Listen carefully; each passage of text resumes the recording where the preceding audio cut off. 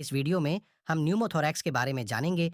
संकुचित फेफड़ों को न्यूमोथोरैक्स कहते हैं और यह स्थिति तब आती है जब फेफड़ों और छाती की दीवार के बीच में हवा पास होती है। इससे फेफड़ों पर हवा बाहर की तरफ से दबाव बनाती है, जिससे यह सिकुड़ जाते हैं। अधिकांश मामलों में फेफड़ों में इसका केवल एक हिस्सा सिकुड़ता है। न्यूमोथोरैक्स दर्दनाक या गैर दर्दनाक हो सकता है। न्यूमोथोरैक्स की उपस्थिति और किनारे की पुष्टि के लिए छाती के एक्सरे का उपयोग करें। सुई की आकांक्षा का उपयोग छोटे प्राथमिक न्यूमोथोरस के लिए किया जा सकता है। रोगी को अर्धलेटी हुई स्थिति में लिटाएं। धड़ा 30-45 डिग्री पर स्थित हो। न्यूमोथोरैक्स की उपस्थिति और कैथेटर सम्मिलन के लिए स्थलों के साथ साथ सम्मिलन की गहराई की पुष्टि करने के लिए अल्ट्रासाउंड का उपयोग करें। मरीज को ऑक्सीजन मास्क लगाए। पल्स ओएक्सीमीटर डिवाइस को मरीज की उंगली से कनेक्ट करें।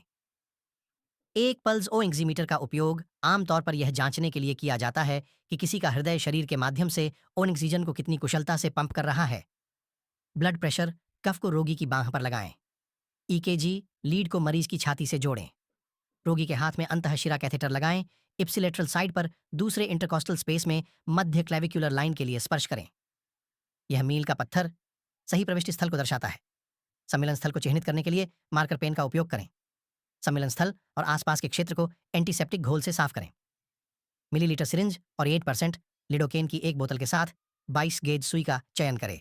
सिरिंज में 8% लिडोकेन के 10 मिलीलीटर खींचने के लिए 22 गेज सुई का उपयोग करें। 25 गेज सुई का चयन करें। तीसरी पसली के ऊपरी किनारे पर मध्य क्लेविकुलर लाइन में सुई डालें और चमड़े के नीचे के ऊतक में एनेस्थेटिक का एक चक्र इंजेक्ट करें।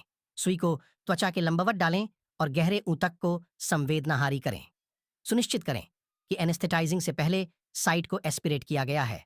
संवेदनाहारी द्रव के साथ सुई को धीरे धीरे सांस लेते हुए फुफ्फुस स्थान में आगे बढ़ाइए।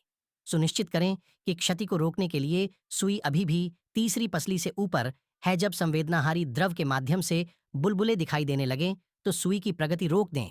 सुई अब इंटरकोस्टल मांसपेशियों और फुसफुस के माध्यम से और फुफ्फुस गुहा में प्रवेश कर चुकी है। जब संवेदनाहारी द्रव के माध्यम से बुलबुले दिखाई देने लगें तो सुई की प्रगति रोक दें। सुई अब इंटरकोस्टल मांसपेशियों और फुसफुस के माध्यम से और फुफ्फुस गुहा में प्रवेश कर चुकी है। सिरिंज से 22 गेज सुई निकालें। कैथेटर और सुई को एनेस्थेटिक के साथ सिरिंज से कनेक्ट करें।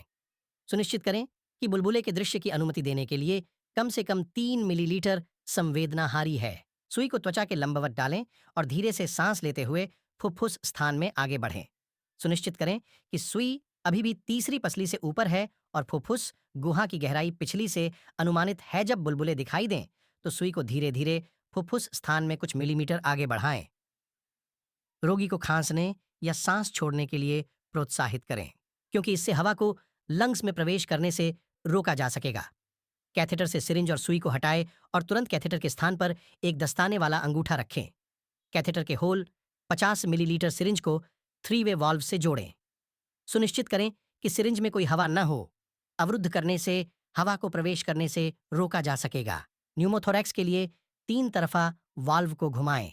सुनिश्चित करें कि वाल्व सही स्थिति में है और परिवेशी वायु के लिए बंद है। लंग्स के भीतर से हवा को श्वास लें। सिरिंज में हवा को परिवेशी वायु में निकालने के लिए वाल्व को घुमाएं। सुनिश्चित करें कि वाल्व सही स्थिति में मुड़ा हुआ है और लंग्स में बंद है, जिससे हवा को अंदर आने से रोका जा सके। सिरिंज से हवा निकाल दें। प्रक्रिया को दोहराएं और भरी हुई सिरिंजों की संख्या गिनें जब तक कि आगे हवा न खींची जा सके। यदि 2.5 लीटर से अधिक हैं तो यह रिसाव और छाती का संकेत देगा। कैथेटर को हटाएं। तुरंत ग्लव्स वाली उंगली से उस क्षेत्र को धीरे धीरे घुमाते हुए दबाएं। क्षेत्र को रोगा